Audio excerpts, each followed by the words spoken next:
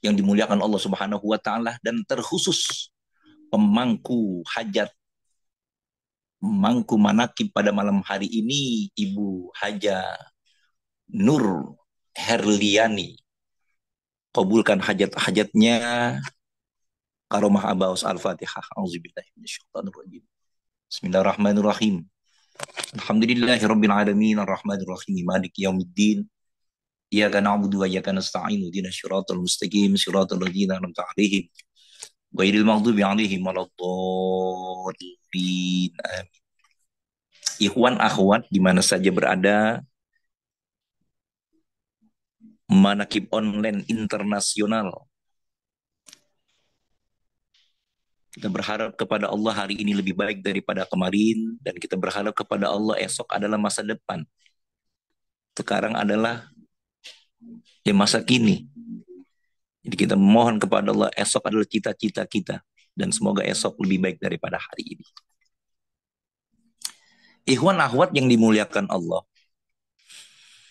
Al-Imam Abu Hamid Muhammad bin Muhammad Al-Ghazali Al-Tusi menyampaikan dalam kitab Bidayatul Hidayah bahwa ada 4 hal tujuan diciptakannya kita punya lisan oleh Allah Subhanahu wa taala. Tentu yang pertama di sini Al-Imam Abu Hamid Muhammad bin Muhammad Al-Ghazali Al-Tusi itu yang pertama adalah memperbanyak zikir, ingat kepada Allah Subhanahu wa taala. Tentu senjata ini kita sudah memilikinya, di antaranya zikir jahar dan zikir khafi. Hal ini sebagai bentuk kita bersyukur kepada Allah yang telah memberikan begitu banyak nikmat, banyaknya menyebut nama Allah, napi isbat kita dalam kalimat la ilaha illallah. 165 kali standar di dalam ba'da sholat, selesai sholat kita. Ya, kecuali yang pada lagi sibuk, 3 minimal wajib kita murid Abah Awas atau Torikoh Wadi dan Aksabadia Ma'asul Istinar PPKN ini, 3 udah paling sibuk-sibuknya kita, 3 mah harus kita baca setelah kita sholat. Alhamdulillah. Berarti Allah menciptakan lisan kita ini. Dengan kita mendapatkan hak talqin zikir ini sudah menjadi syarat, yaitu tujuan diciptakan lisan oleh Allah Subhanahu wa taala. Alhamdulillahilladzi fadlan ala katsirin min ibadihil mu'minin. Tentu kita zikir kita. Setelah kita zikir jahar dengan suara sautun qawiyun wa durbun syadidun, suara yang keras dan dengan pukulan yang mantap. La ilaha illallah. 3 kali kita baca, lalu kita bersama-sama. La ilaha illallah. La ilaha illallah. Abah tuh kadang-kadang kalau lagi di madrasah kan suka la ilaha illallah. La ilaha illallah. Itu Masya Allah luasnya. Nikmatnya tuh kalau zikir di madrasah Abah, dengar suara Abah, kita dibimbing, kita lagi belajar zikir, diajarin zikir sama Abah. Kalau lagi di madrasah Abah tuh kadang saya takut banget karena Abah tuh ngeliatin kita kan, Abah di belakang. Makanya ada juga banyak ikhwan di dalam zikir jahar. Itu kadang-kadang gerakan kanan kiri tuh kadang banyak yang cicing wae gitu. Masih pakai yang lama gitu. Kadang-kadang lehernya aja, palanya aja yang kanan kiri kanan kiri. Kayak tadi saya asar juga kan. Kebetulan saya jadi makmum. Begitu zikir jahar nih imamnya, ya ikhwan juga saya bilang udah jadi imam saya di belakang. Itu zikir jaharnya saya jadi kayak ingat Abah gitu. Kok zikir jaharnya cuma pala kanan, pala kiri. Akhirnya saya pegang bahunya. Beginilah Abah mengajarkan kita. La ilah kanan kiri. Palanya diem. Coba lihat Abah. Merunduk palanya. Diem. Yang bergerak hanya bahu kanan kiri kita. La ilaha illallah. Ada metodenya. Sam'an wa ta'atan. Kita harus dengar patuh. Jangan kita dengar la ta'atan. Kan begitu. Cuman kita dengar banyak yang kita nggak taat. Di antaranya banyak apa? Masih banyak ya, termasuk ya saya lah, Al-Fakir.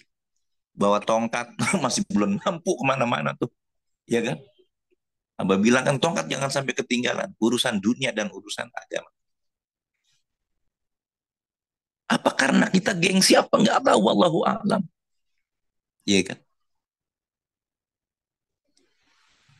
Di dalam berzikir kita kepada Allah Subhanahu wa taala, zikir jahar secara bersama-sama itu nikmatnya luar biasa. Coba kalau kita lagi di madrasah Abah, pas manakib pusat, Masya Allah kita subuh ya, dari jam 3 atau kalau pas lagi manakiban, kayak kemarin di Ataun tuh, dari jam 2 itu, la ilaha illallah, la ilaha, sampai jam 10 pagi, coba bayangkan, 8 jam, duduk di masjid Ataun, itu suasana di situ dingin sebetulnya, karena Alhamdulillah, dengan magnet kekuatan zikir la ilaha illallah, itu hangat luar biasa. Mungkin kalau kita lagi sendiri di situ tuh yang sudah-sudah tuh dingin banget itu. Atau jam 2 jam 3 apalagi. Tapi disitulah kehangatan tubuh kita bersama-sama kita menjikirkan kalimat thayyiban yang abdullu makultu ana wa nabiyuna kata Rasulullah min qabli la ilaha illallah. Jadi ini zikir dari Nabi Adam sampai Nabi kita Muhammad Sallallahu Alaihi Wasallam yang paling abdol. Tapi kenapa banyak saudara-saudara kita yang di luar sana dia berzikir bukan berzikir yang abdol? Ya termasuk saya. Dulu sebelum masuk Toriko, maaf, subhanallah 33, alhamdulillah 33, Allahu Akbar. Begitulah ilaha illallah, kadang-kadang cuma 3 kali. Makanya kenapa? Udah jangan pakai mampir lagi di sana di sini. Udah yang Abdul makul tu ana aja. Wa nabiyyuna min qabli la ilaha illallah. Makanya kita di Torikoh ini setelah kita baca tawasul kepada Rasulullah, istighfar, solawat, dan kita membaca, tentu itu adalah sebagai pembuka atau kunci ilahi anta maksudi waridhoka matlubi atini mahabbataka wa ma'rifataka, ditambah lagi yang sekarang tuh wa atini ma'aka abadan, kita memohon kepada Allah biar kita selalu bersama Allah dengan jikir hobi ini. Makanya jikir jaharnya saat kalau kita lagi jikir jahar itu hobinya dibareng. Itu kan kadang-kadang ya pengalaman ini mas saya lah. Kadang-kadang lagi jikir jahar, pikirannya kemana-mana kan gitu. Apalagi saya lagi ngebangun madrasah nih udah 1 bulan belum naik cor kan, ampun ya. Ya rencana 1 bulan mau naik cor, jadi kalau pas lagi jikir jahar keinginan kesana, tapi bagus juga. Jadi ada rencana-rencana, ternyata keinginan rencana-rencana kita dalam jikir jahar dan jikir khafi itu Allah kasihkan karomah abad. Itu ada ide-ide yang fantastis. Oh harus begini, madrasah harus begini. Jadi sebelum naik ke atas, oh harus ini. Semua ada hikmahnya. Oh ini harus seperti ini. Itu ya, kalau kita mempunyai hajat, apalagi kita mempunyai permasalahan yang besar, udah jangan dipikirin kata Abah, jikirin. Betul? Jangan dipikirin kan, karena itu banyak pada kita pikirin, jikirin aja. Kayak anak kecil tuh ya nggak ada masalah berat nggak berat, pokoknya dia nangis nangis aja. Ntar selesai nangis udah lupa semuanya. Gitu. Dan kita jikirin, apalagi jikir hobi, bahaya kita kalau sampai jikir hobi kita dalam hati kita, karena hati kita ini bisa berbicara juga, ya kan? Jadi ternyata lisan kita pun, lisan zohir kita ya mulut, tapi lisan batin kita, coba gretek kita bisa ngomong seperti mulut kita begini ada suaranya, tapi hati kita nih kadang sekarang lagi ngedengerin saya ngomong nih, hati makan kadang-kadang, ya kan? Sambah bisanya ngomong doang. Buktinya mana? Nah, itu kan bingung tuh. Ini saya yang ngomong misalkan gitu. Saya ada di sana dan saya bisa mendengarkan sendiri. Makanya kita bisa menasihati diri kita sendiri. Nah, itu dari suara hati kita. Jadi mulut hati ini itulah yang lebih peka untuk diri kita. Itu memberikan nasihat pada diri kita itu lebih afdol. Makanya jikir hofi kita terus kita baca, lupa ingetin, lupa ingatkan lagi jikir hofi kita. Semoga kita diistiqomahkan jikir hofinya tuh, ya nggak? Memperbanyak jikir ingat kepada Allah sebagai bentuk kita bersyukur kepada Allah yang telah memberikan begitu banyak nikmat lisan kita hati kita banyaknya menyebut nama Allah. Tuh, kita kan zikir hobi ada kalimat hu-nya. Hu ini adalah kantongnya sifat Asmaul Husna. Kalau kita baca semua 99 Asmaul Husna.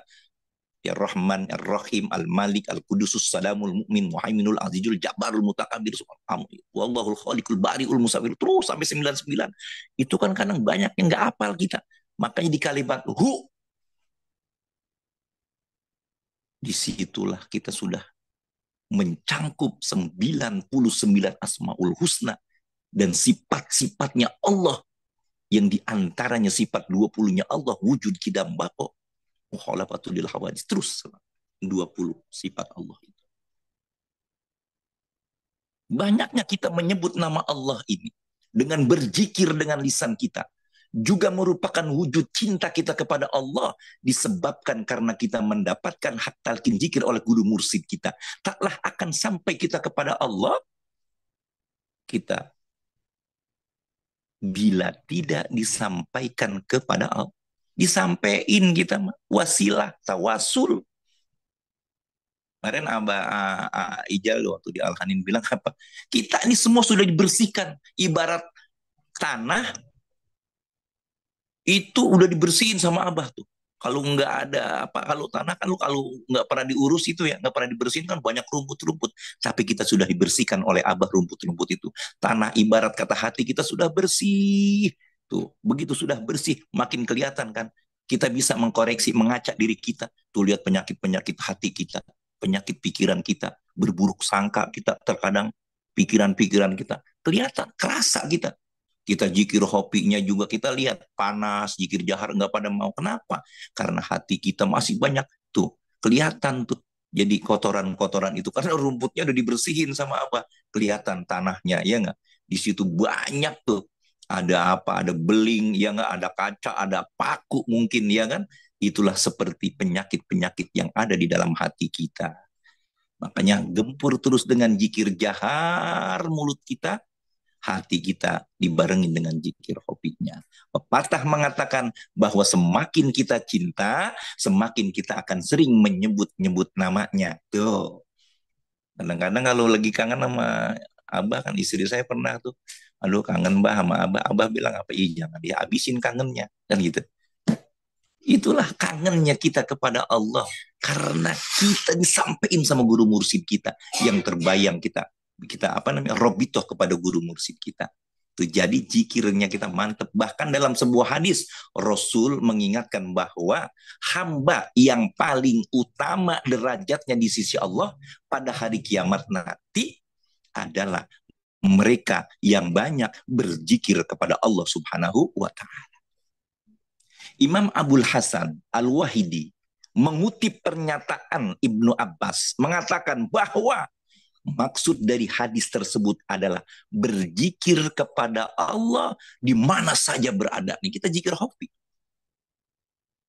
Ya, kalau saya sholat, zikir jahar itu namanya kita. Tapi kan hobinya jalan terus. Hobi kita nggak pernah berhenti.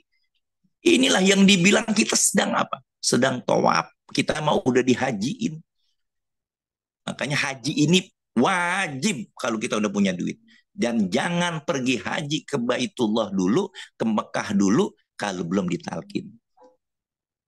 Cuma nggak ngomong sia-sia aja, kan begitu. Cuman kan kita bilang sia-sia pada marah antar, ya kan?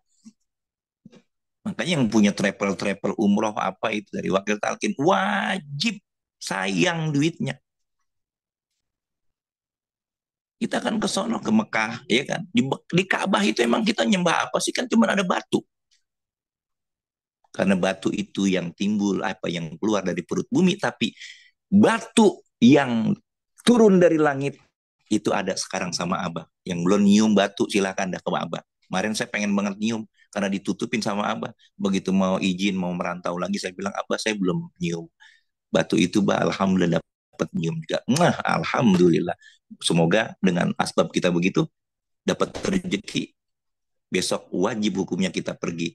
Kalau belum bisa haji ya umroh lah minimal. Itu yang pertama, kita diciptakan kita banyak berzikir. Lalu yang kedua, ini kita kan kadang sudah lupa lagi nih yang kedua apa? Membaca Al-Quran.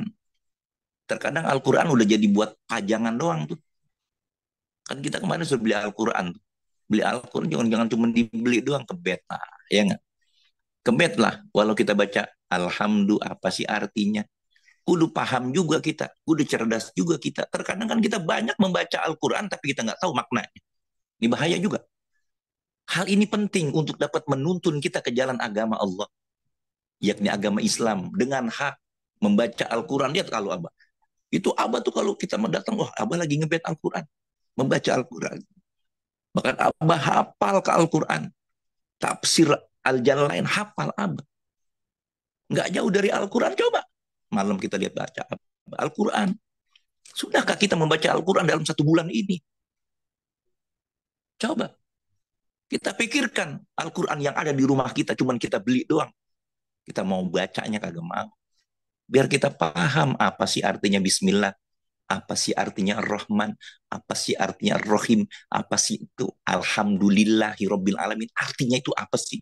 Ar-Rahmanir Rahim, Malik Yaumidin, artinya apa sih? Iyyaka na'budu wa iyyaka nasta'in, artinya apa sih?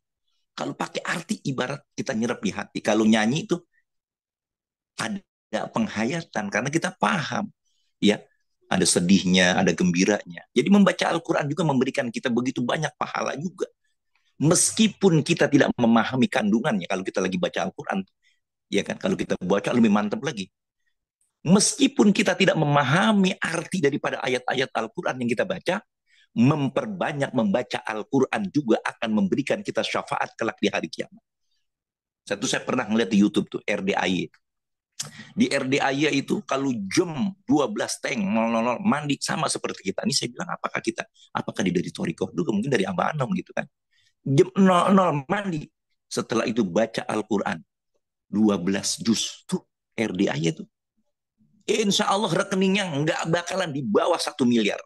Bahkan di atas 1 miliar, bahkan di atas 10 miliar. Tuh RDAY itu, ibu bapak apa itu. Boleh yang kayak begitu. Al-Quran dia baca 12 juz tiap malam. Kalau nggak bisa baca, istrinya baca. Bareng-bareng. Oh, ini 1 juz, saya juz ini. 12 juz, ada 6 juz, 6 juz. Khairukum man ta'allamal Qur'an, kata Rasulullah. Wa allamah. Sebaik-baiknya orang di antara kalian adalah orang yang belajar Al-Quran dan mengajarkannya. Itu yang kedua, membaca Al-Quran. Lalu yang ketiga apa? Memberikan petunjuk bagi makhluk Allah. Wah, kayaknya udah cukup ya waktunya ya. Cukup yang kedua, saya ini saya cepetin aja. Yang ketiga adalah memberikan petunjuk bagi Allah, bagi makhluk. Empat ya, terusin. Lanjut ya, ya siap Ya, ya. lanjut. Nah, jadi 2 lagi nih. Yang ketiga, memberikan petunjuk bagi makhluk Allah Subhanahu wa Ta'ala mengenai agama yang benar. Jadi ya kayak kita ini sebetulnya ayo talkin karena talkin ini menyempurnakan keislaman. Bahkan sampai sekarang kita jangan sampai kita bermakmum kepada orang yang belum bertalkin. Terkecuali memang darurat kali ya. Makanya nikmatnya kita kalau kita di kampung kita atau banyak teman-teman kita yang satu guru satu ilmu jadi makmum, masya Allah luar biasa. Makanya saya di daerah Pondok Gede Bekasi, insya Allah kalau di Al-Hanin Bekasi Barat, di Bekasi Timur ada Al-Palah, mungkin di Bekasi Utara juga ada karena ada 12 kecamatan di kota Bekasi ini. Dan insya Allah saya di Pondok Gede akan membuat musola.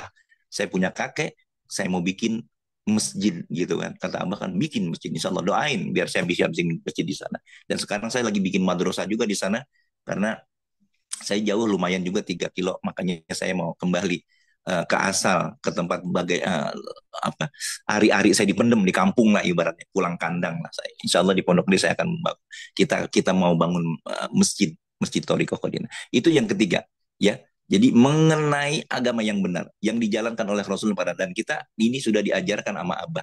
Udah kita Thoriqoh Qadiriyah dari maghrib sampai isya, dari subuh sampai isrok sampai duha. Jangan kita tinggalkan. Lalu yang keempat, menyampaikan kebutuhan agama dan dunia kita. Dalam artinya kita belajar agama gitu loh.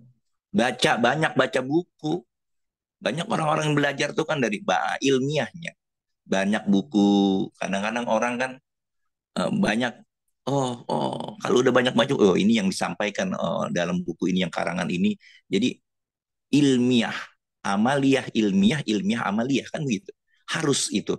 Karena kalau kita belajar tanpa ilmu, Nah, bahaya juga. Dalam arti belajar dan melakukan sesuatu keduniaan, ayo, karena akhirat kita sudah selesai, maka saat dari itu dunianya kita perbanyak untuk bekal kita, anak-anak cucu kita, untuk mendapatkan ridho Allah Subhanahu wa Ta'ala. Dan semua keturunan-keturunan kita ajak dipermudah dengan karomah abah di Torikoh, Qadriyah, Naksabaniyah, Ma'ad, Suryalaya, Sirna, sampai PKN ini. Dah cukup segitu aja. Jika lisan ini kita nggak gunakan untuk selain daripada 4 hal itu, ya nggak ada pilihan lain kecuali apa? Diam. Sebab jika lisan tidak digunakan sesuai dengan tujuan penciptaannya, maka hal tersebut merupakan bentuk kufur nikmat. Ya, jadi sedikit lagi, sedikit lagi. Allah pernah berfirman di dalam surat Al-Ahzab ayat 70.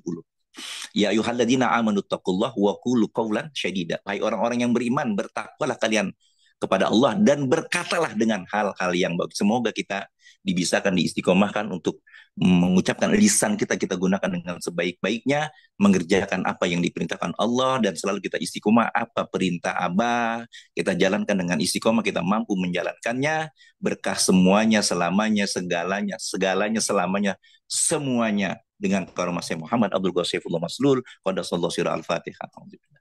Bismillahirrahmanirrahim. Cukup dari saya, mohon maaf. Wallahul muwaffiq ila aqwamit thoriq. Assalamualaikum warahmatullahi wabarakatuh.